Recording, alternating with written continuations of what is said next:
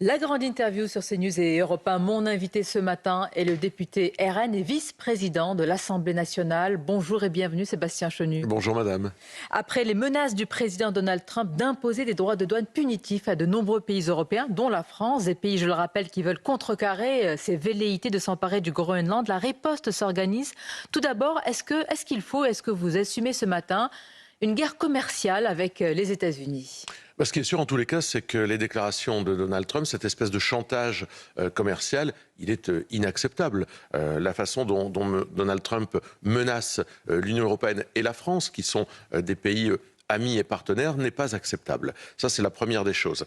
Je le dis aussi, le fait que Donald Trump cherche à mettre la main sur le Groenland n'est pas acceptable davantage.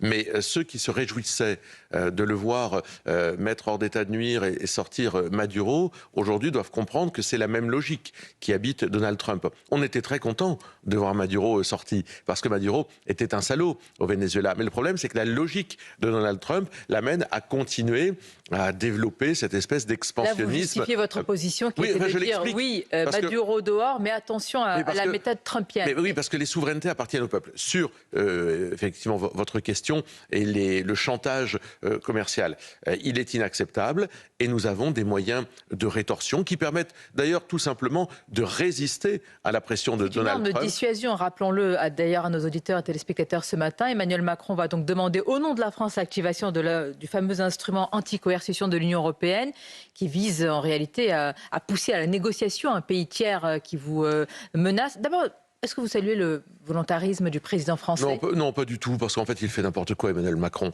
C'est totalement illisible. Et ce mécanisme dont il parle, il y a quand même des choses plus simples à faire. Il y a eu un accord cadre qui a été signé au mois de juillet dernier entre l'Union européenne et les États-Unis. Nous, nos députés européens, sous l'égide de Jordan Bardella, s'y sont opposés. Acté dans quelques semaines. Voilà, s'y sont opposés.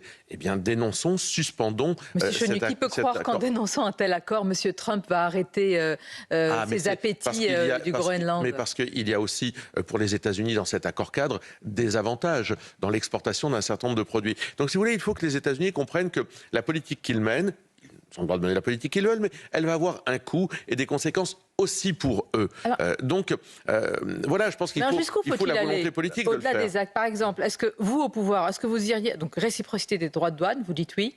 Oui, mais ça, c'est normal. Imposer des quotas sur les services numériques, vous dites oui. Oui, je pense que ce qui permet en réalité de montrer à Donald Trump que sa politique a un coût et que l'Europe n'est pas son vassal, parce que je pense que c'est ça aussi. Si l'Europe ne montre rien, je parlais de suspendre cet accord cadre ou de mettre un certain nombre de politiques en place, ça montre que Bruxelles accepte une sorte de vassalisation. L'échelle, interdiction des importations de produits américains, suspension des autorisations d'exercer à certains groupes américains sur le sol européen. Est-ce qu'il faut une échelle, une graduation ? Bien sûr. Mais comme dans toute, j'allais dire, négociation, dans toute relation, il faut une échelle des gradations. Et je pense que... Et d'ailleurs, Donald Trump lui-même... Donc là, vous assumez une guerre commerciale, une confrontation totale et directe.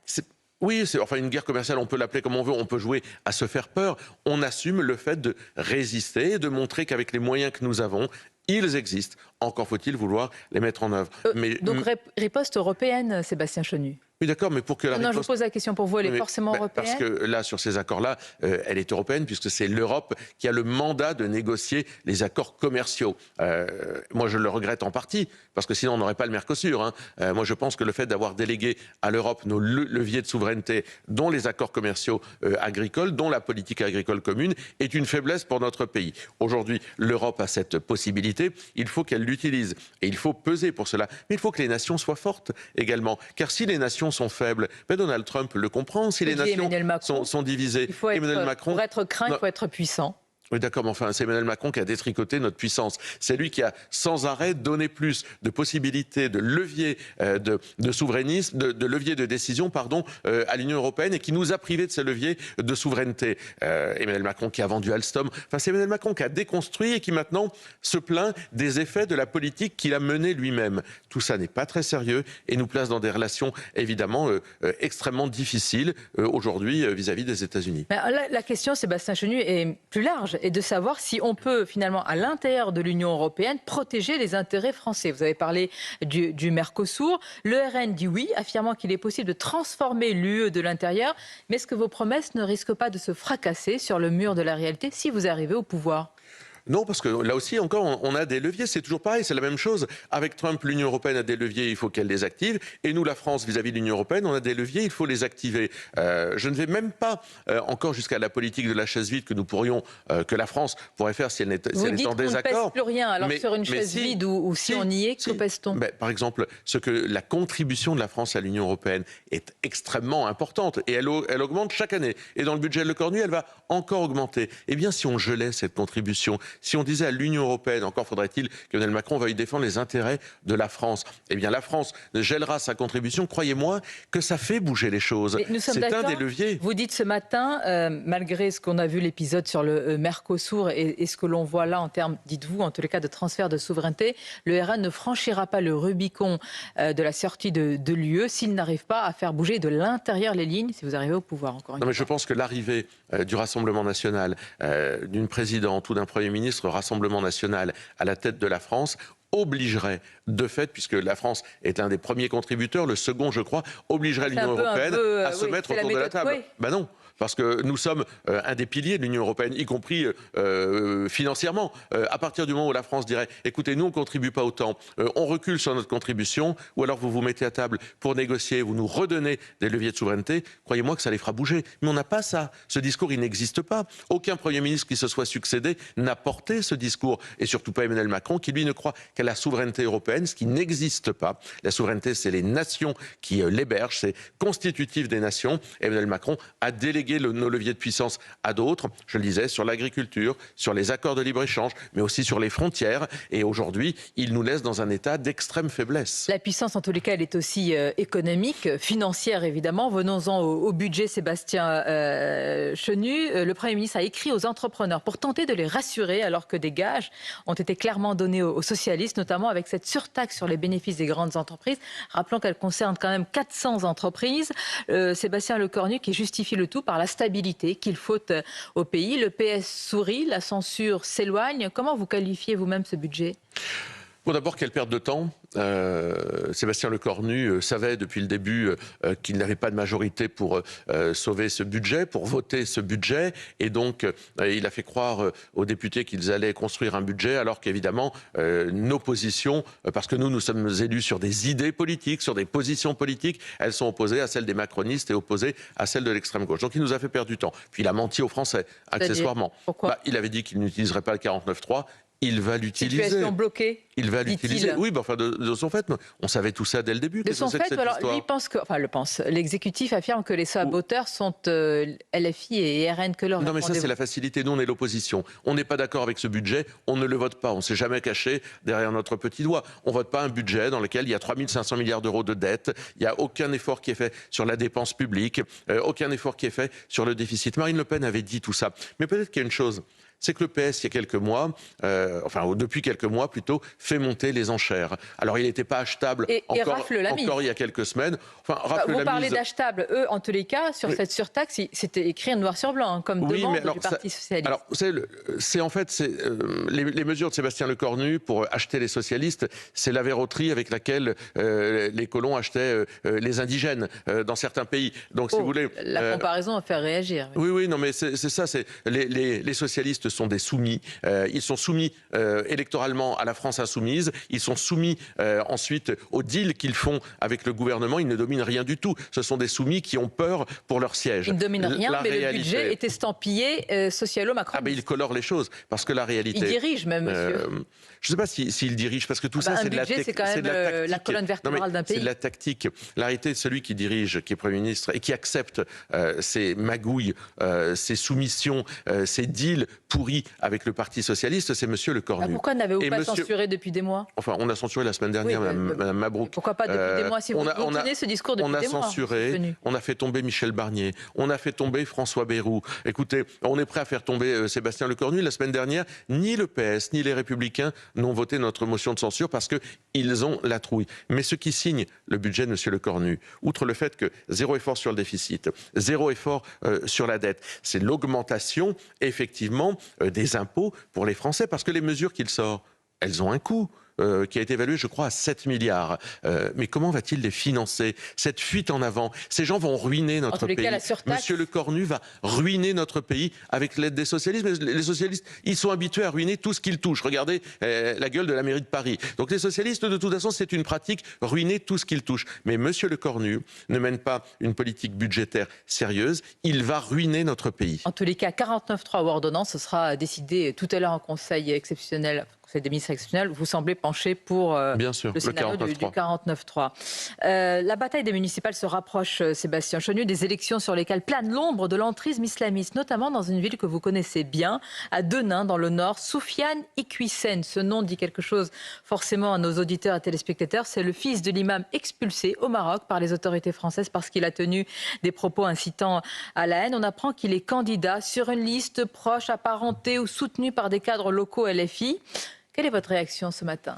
C'est l'entrisme islamiste, c'est le communautarisme dans ce qu'il a de plus abouti. À Denain, où nous lancions hier la campagne de notre candidat, le sénateur Joshua Auchard, nous connaissons la famille Iqwisen depuis toujours. Moi, je les ai combattus bien avant même d'être député dès 2016. Ce sont des gens qui ont un agenda communautaire, un agenda idéologique qui n'a rien à voir avec le bien commun. Aujourd'hui, ces gens sont arrivés, d'ailleurs, c'est pareil dans les villes d'à côté, à Douchy-les-Mines, vous avez un entrisme islamistes qui existent, sont arrivés par les partis politiques de gauche traditionnels, le Parti communiste, le Parti socialiste, qui les ont hébergés. Et aujourd'hui, ils prennent une sorte d'indépendance. Et la seule réponse à ça, c'est le vote du Rassemblement national. Parce que sur qui les électeurs peuvent-ils compter? Alors peut-être en amont, pardonnez-moi, on devrait d'abord se prémunir d'un tel entrisme islamiste, normalement. Mais bien sûr, enfin, là, ils sont là. Le faire. Là, ils sont là. Ils sont là, ils concourent au scrutin. Donc, le dénoncer, expliquer qui ils sont. La droite oui, nous sommes les seuls. Oui, puis ça fait des années. Et on a été bien seuls. D'ailleurs, on a été moqués. Vous savez, c'est l'histoire du lycée Averroès. Tous les autres sont complices de l'entrisme islamiste aujourd'hui. Le lycée Averroès de Lille, puisqu'on est dans le Nord, financé par les islamistes, on l'a dénoncé avec Marine Le Pen dès 2015. Monsieur Bertrand, Xavier Bertrand, qui finançait tout ça, nous a traités de tous les noms. Puis maintenant, il a ouvert les yeux. Il a remarqué qu'effectivement, on avait raison. Donc oui, en réalité, le Rassemblement national est toujours le premier à dire les choses. Mais c'est la meilleure réponse aux élections municipales face à l'entrisme islamiste. Il y aura le cas dans des grandes villes, à Marseille, à Nîmes, à Tarascon. Son premier déplacement, il y a des villes dans lesquelles cette problématique n'a que pour réponse l'élection d'un maire Rassemblement national. D'autres tiennent votre discours, en tous les cas veulent vous remplacer, si je puis dire. C'est le cas dans la capitale. Sébastien Chenu, à Paris, votre candidate Thierry Mariani a beaucoup souffert de l'entrée en campagne de Sarah Knafo, qui creuse l'écart avec le RN. Elle va jouer les troubles faits, selon vous? J'en sais rien, elle a son agenda. Moi, je crois que la réponse aux problématiques des Parisiens, tant sur l'insécurité que sur le logement, elle est la réponse du Rassemblement national. Là, vous et la candidature de la langue de bois. Non. Je vous dis simplement que... En quoi Sarah Knafo de Reconquête ne dit pas la même chose sur l'insécurité? Oui, c'est vrai qu'elle copie un peu le programme du Rassemblement national. Mais la réalité, c'est que ces élections, elles vont être très politiques. Si les électeurs veulent un changement politique dans leur pays, ça passe aussi par un changement local. Moins d'impôts et plus de sécurité, c'est ce que les maires du Rassemblement national, que ce soit à Hénin-Beaumont, que ce soit à Bruay, pour rester dans les Hauts-de-France, c'est la politique qu'ils ont menée avec succès. Donc, il faut que les électeurs se disent, voilà, si on veut un changement, si on veut moins d'impôts et plus de sécurité, c'est le Rassemblement national. Mme Knafo mène la politique qu'elle veut, mais elle a un agenda personnel qui n'est pas celui de la capitale. Oui, mais, qui ne l'a pas en politique, dites-moi. Oui, mais ce que je veux dire, c'est qu'elle court après probablement qu'elle a son sort personnel qui l'intéresse davantage que le sort des Parisiens. Citez-moi un responsable politique qui n'est pas... Thierry Mariani, je crois que lui... Pas du tout intéressé par son sort personnel. Écoutez, il est député européen, je pense qu'il a envie que nos idées progressent. Au-delà de ça, il faut absolument que la gauche soit boutée hors de Paris. C'est une nécessité. Ces gens ont ruiné la capitale, je le disais tout à l'heure, les socialistes ruinent tout ce qu'ils bougent, tout ce qu'ils touchent. Ils ont abîmé notre capitale, ils l'ont abîmé en termes de sécurité, en termes de programme de logement, ils ont ghettoisé notre capitale. Il y a urgence à sortir la gauche de Paris. Est-ce que l'agenda judiciaire, cette fois-ci, risque de percuter de fait les élections municipales? Marine Le Pen joue en ce moment, elle, son avenir personnel. Le nouveau procès, Sébastien Chenu en appelle dans l'affaire des assistants parlementaires, a entraîné un changement de ligne, de stratégie, semble-t-il, puisque Marine Le Pen a affirmé que si un délit avait été commis, elle veut bien l'entendre, donc pas d'intention, dit-elle, délibérée de commettre un délit. Mais est-ce que vous reconnaissez que vous avez entendu le jugement de première instance? Mais l'entendre, oui, et Marine Le Pen le dit. Qu'est-ce que ce dossier dit? Ça dit qu'il y avait des pratiques administratives, l'utilisation de collaborateurs qui ont été validées par le Parlement européen, qui a changé un peu, évidemment, la règle du jeu en cours de route, et qui ont amené au fait d'être contestés par le Parlement européen. On a un désaccord sur l'utilisation de ces collaborateurs. Et que ne l'avez-vous dit au premier procès? Il n'y a pas eu d'emploi fictif. Il n'y a pas eu d'enrichissement personnel, et nous entendons que, c'est ce que dit, c'est ce que dit la justice, qu'il y aurait eu un délit. Marine Le Pen dit, moi je veux bien entendre. Vous dites, est-ce qu'elle l'a entendu? Je veux bien entendre cela, mais il n'y avait aucune volonté, aucun acte délibéré de commettre un délit. Voilà, nous, on a utilisé les textes qui existaient, et ces textes, en plus, ils ont, je vous le dis, évolué. Donc nous entendons, Marine Le Pen entend cela, mais elle continue à se battre pour faire valoir quoi? Son innocence. Elle n'a jamais voulu frauder quoi que ce soit. L'une des possibilités ou l'un des scénarios plausibles, ce serait 2 ans d'inéligibilité qui permettrait à Marine Le Pen d'être candidate à l'élection présidentielle. Est-ce que ce serait acceptable? Est-ce que dans ce cas-là, vous ne dénonceriez pas un déni de démocratie, puisque ce sont les Français, in fine, qui pourraient voter et donc choisir? Non, mais que les Français votent à la fin pour le candidat de leur choix aux élections présidentielles me semble être la pierre angulaire de la démocratie. Donc il faut que Marine Le Pen puisse concourir. C'est ce que nous disons depuis toujours. Ce n'est pas à la justice de décider qui peut ou pas être candidat. Marine Le Pen se bat pour faire valoir son innocence. Il y a seulement, si je peux dire, 2 ans d'inéligibilité. Mais si Marine Le Pen peut être candidate à l'élection présidentielle, elle sera candidate à l'élection présidentielle. Ça nous semble être la logique des choses. Mais Marine Le Pen, aujourd'hui, elle se bat pour faire valoir quoi? Son innocence. Pour conclure, quelques questions rapides, Sébastien Chenu, mais sur un thème d'importance, puisque c'est une semaine décisive autour du projet sur l'euthanasie au Parlement, notamment au Sénat. Pour beaucoup, nous sommes en train d'assister à un basculement éthique et anthropologique majeur. Il y a quelques mois, vous déclariez ceci, je vous cite, « Vouloir voter un texte facilitant la fin de la vie dans un contexte choisi, mais pas n'importe lequel ». Vous n'êtes pas sur la même ligne que Jordan Bardella, qui, dans une tribune pour le JDD, a clairement dit son opposition à l'euthanasie. Oui, sur les questions de société qui font appel à l'intime, nous avons, nous, les députés du Rassemblement national, une liberté de vote. Moi, j'ai voté ce texte, Marine Le Pen ne l'a pas voté, pour des raisons probablement qui nous habitent intimement, et aussi parce que j'ai considéré qu'il y avait des garde-fous suffisants. Si ces garde-fous étaient levés, évidemment, ça changerait beaucoup les choses. Pourquoi ne le sont-ils pas quand on voit le texte? On va voir, le texte va revenir. Moi, je pense qu'il y a aujourd'hui des garde-fous, et je compte sur le Sénat pour maintenir ces garde-fous et pour faire en sorte que ce texte ne puisse pas permettre ces dérives que personne ne veut. Donc nous en sommes là. Moi, je pense que ce texte, il a une nécessité dans notre société.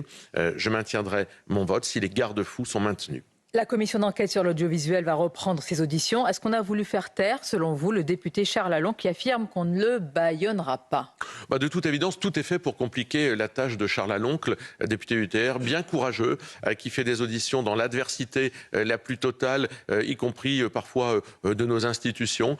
Charles Lalonde a bien du courage pour faire la lumière. On a l'impression que ça dérange de poser des questions à l'audiovisuel public, mais il va falloir s'y habituer. Parce que nous, on compte évidemment déranger l'audiovisuel public, le déranger jusqu'à le privatiser. Une question que je ne pensais pas poser, parce qu'elle touche à la fois l'aspect politique et people, mais c'est ainsi. Le quotidien Le Monde a publié un long papier sur le président du RN, Jordan Bardella, qui, je cite, l'article s'est affiché à l'événement du bicentenaire du Figaro, avec l'héritière italienne d'une famille royale, en l'occurrence la fille du français Charles de Bourbon des Deux Siciles, parmi les plus fortunés de la jet-set internationale. Pour Le Monde, je cite, se dire le relais d'un peuple oublié et s'afficher ainsi, c'est incompatible. Que répondez-vous? Non, mais c'est grotesque cette attaque du Monde. Si Jordan Bardella est amoureux, qu'il le soit d'une princesse ou qu'il le soit d'une étudiante ou qu'il le soit de qui que ce soit, c'est son choix, c'est une belle histoire et je lui souhaite bien du bonheur dans le cadre de cette histoire si c'est celle qu'il souhaite vivre. Plus gravement, et c'est l'essentiel pour vous, pourquoi le monde, selon vous, le monde de la culture ne se mobilise pas autant pour les Iraniens que pour les Palestiniens? Vous avez raison. Saluons Isabelle Adjani et Audrey Lamy. J'ai vu que c'était 2 comédiennes qui s'étaient mobilisées pour soutenir le peuple iranien. Ce monde de la culture qui donne beaucoup de leçons, qui signe beaucoup de pétitions pour ce qui se passe au bout du monde, est incapable d'ouvrir les yeux pour ce qui se passe peut-être un peu plus près d'ici, peut-être parce qu'ils ont peur tout simplement et parce qu'ils sont eux aussi sous la férule d'une certaine forme d'islamisme menée par LFI dans notre pays. En tout cas, c'est aussi le combat d'Eli Chouraki qui sera dans quelques instants avec Romain Desarbres sur CNews et qui porte ces combats multiples évidemment et qui ne sont pas à géométrie variable. Merci Sébastien, Merci, madame. C'était votre grande interview. À bientôt.